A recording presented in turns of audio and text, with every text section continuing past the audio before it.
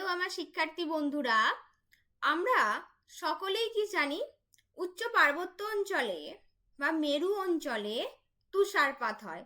যে তুষারপাত দেখার জন্য আমরা সেখানে আর কি আমাদের মতো সমতলের মানুষজন আমরা সেখানে ঘুরতে যাই। আমাদের অনেকেরই স্বপ্ন থাকে, তাই তো, যে তুষারপাত দেখবো, সেখানে দাঁড়িয়ে ছবি তুলবো, ভিডিও করব। তো আজকে আমরা এই ভিডিওতে আলোচনা করব সেই তুষারপাত থেকে কিভাবে স্টেপ বাই স্টেপ হিমবাহ সৃষ্টি হয়। তো চলো আমরা বুঝে নিই। দেখো, হিমবাহ সৃষ্টির পদ্ধতির প্রথম ধাপ হলো নেভে। তোমাদের ক্লাস 10-এ এই হিমবাহ সৃষ্টির পুরো পদ্ধতিটা ততটা আসে না, কিন্তু এর যে স্টেপগুলি অর্থাৎ নেভে, ফিন, মানে কিভাবে একটার পর একটা ধাপ পেরিয়ে হিমবাহ তৈরি হচ্ছে, এগুলো কিন্তু এক একটি করে 2 মার্কসে প্রশ্ন আসে। তো দেখো, বা এসএকিউ এমসিকিউ আসে। প্রথম আমাদের নেভে তৈরি হয়। সেই নেভে কি দেখো, এই যে তোমরা পাশের ছবিতে দেখতে পাচ্ছ, এই যে তুষারপাত হচ্ছে। তো এখানে কি এই তুষারগুলো ভূপৃষ্ঠের ওপর পড়ে এবং তুষারগুলো কি প্রকৃতির হয়? নরম আঁশের মতো, তুলোর যে নরম আঁশ সেই রকম। অর্থাৎ যার উপর পা দিলে আমাদের পা ওই বরফ স্তরের মধ্যে প্রবেশ করে যায়। এই আলগা তুষারগুলোকে, সুতরাং এগুলো কি আলগা তুষার, আমাদের গায়ে পড়লে আমরা ঝেড়ে ফেলে দিই, বা আমাদের পা হাত সেই তুষারের স্তরের মধ্যে প্রবেশ করে যায়। তাই আমাদের পুরো শরীরই হয়তো ঢাকা পড়ে যায়, শরীরের অর্ধেক অংশ। সে এতটাই সেই তুষারের স্তর নরম বা আলগা থাকে। এই আলগা তুষারের স্তূপকে আমরা বলি নেভে। এই নেভের ঘনত্ব দেখো 0.06 থেকে 0.16 গ্রাম পার কিউবিক সেমি। যারা ঘনত্বগুলো মনে রাখতে পারবে না, কোনো চাপ নেই, মোটামুটি একটা দিলেই হবে। এটা তুমি মনে রাখো যে 0.06 মানে কি একের অনেক কম।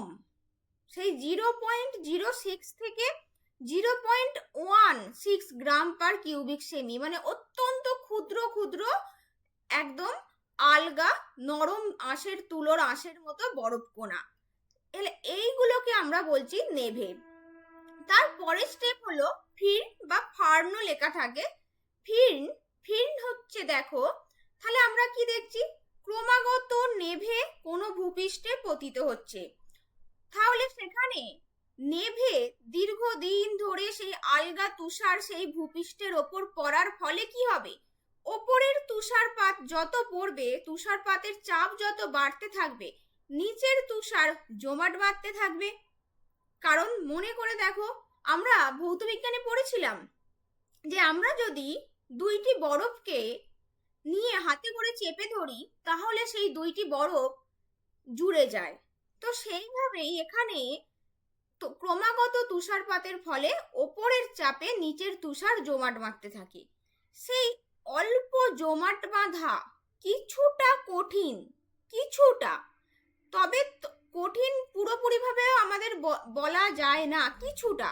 অর্থাৎ নেভে যেমন পুরোপুরি আলগা, একদম পুরো নেভের ওপরে আমরা যদি পা দিই, আমাদের পা সেই তুষার স্তরের ভেতরে প্রবেশ করে যায়, তার থেকে কিছুটা ফির্নের ঘনত্বটা বাড়ে, কারণ সেটা কিছুটা জমাট বাঁধতে শুরু করে। একে আমরা ফির্ন বলছি। এর ঘনত্ব দেখো কিছুটা বেশি, 0.4 থেকে, এখানে 0.1-এ শেষ হয়ে গেছিল, কিন্তু এখানে শুরু হচ্ছে 0.4 থেকে 0.84 কিউবিক সেমি। এটাও গ্রাম পার কিউবিক সেমি। তাহলে এই গেল নেভে এবং ফির্ন। তো চলো আমরা এবার দেখে নিই কিভাবে বরফ সৃষ্টি হচ্ছে।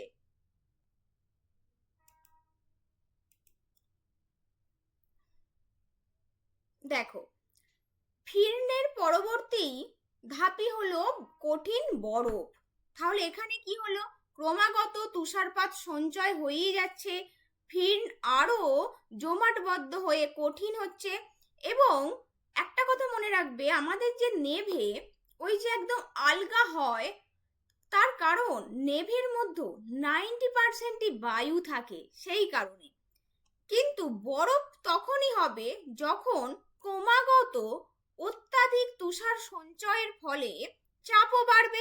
কারণ যত তুষার সঞ্চয় হবে তত কি নিচের তুষারের যে স্তর তার উপর চাপ বাড়ছে, এবং অত্যাধিক চাপের ফলে ফির্ন মধ্যস্থিত বায়ু সম্পূর্ণরূপে প্রায় বেরিয়ে যাবে এবং জমাটবদ্ধ হয়ে সাদা দানা বিশিষ্ট বিশুদ্ধ বরফে পরিণত হবে, যে বরফের ঘনত্ব 0.9 গ্রাম পার কিউবিক সেমি, মানে প্রায় 1 গ্রাম পার কিউবিক সেমি। তাহলে দেখো, তাহলে এই ছবিটা এবার লক্ষ্য করো। ধরো এটা কোনো ভূপৃষ্ঠ, দেখো এখানে একদম ওপরে স্তরে নেভে, তারপর ফার্ন বা ফির্ন, তারপর বরফ। তার মানে এই যে বরফ হয়েছে, এই বরফও কিন্তু এক সময় নেভে ছিল, তারপর ফির্নে পরিণত হয়েছে, তারপর বরফে পরিণত হয়েছে। আজ যে নেভে আছে, কদিন পর সে ফার্ন বা ফির্নে পরিণত হবে, আবার সেটি পুনরায় বরফে পরিণত হবে। তাহলে এইভাবে ক্রমাগত জমাট বাঁধতে বাঁধতে বরফ স্তূপ কয়েকশো মিটার পর্যন্ত পুরু হয় আমাদের ভূপৃষ্ঠ থেকে। ভূপৃষ্ঠের ওপর কয়েকশো মিটার বরফের স্তূপ জমা হয়, কঠিন বরফের স্তূপ। তাহলে এর ফলে কি হবে? যদি ভূপৃষ্ঠের ওপর এইরকম বরফের স্তূপ জমতেই থাকে, তাহলে একটা সময় সেই ভূপৃষ্ঠের ওপর বরফের স্তূপ আর ধরে রাখতে পারবে না। তখন সেই বরফের স্তূপ বা বরফের বিশাল একদম চাই মাধ্যাকর্ষণ শক্তির টানে ঢাল বরাবর পর্বতের ওপর থেকে পর্বতের পাদদেশীয় অঞ্চলে নেমে আসবে। আর যখনই আমাদের ওই চলমান বরফ স্তূপকে আমরা তখন কি বলবো? হিমবাহ বলবো। তো এই হলো হিমবাহ সৃষ্টির পদ্ধতি। আশা করছি তোমরা এই হিমবাহ সৃষ্টির পদ্ধতিটি বুঝতে পেরেছো। তো আমার এই ভিডিওটি কেমন লাগলো অবশ্যই কমেন্টে জানিও। ভালো লাগলে লাইক এবং সাবস্ক্রাইব করে দিও। সকলে ভালো থেকো, দেখা হচ্ছে নেক্সট ভিডিওতে।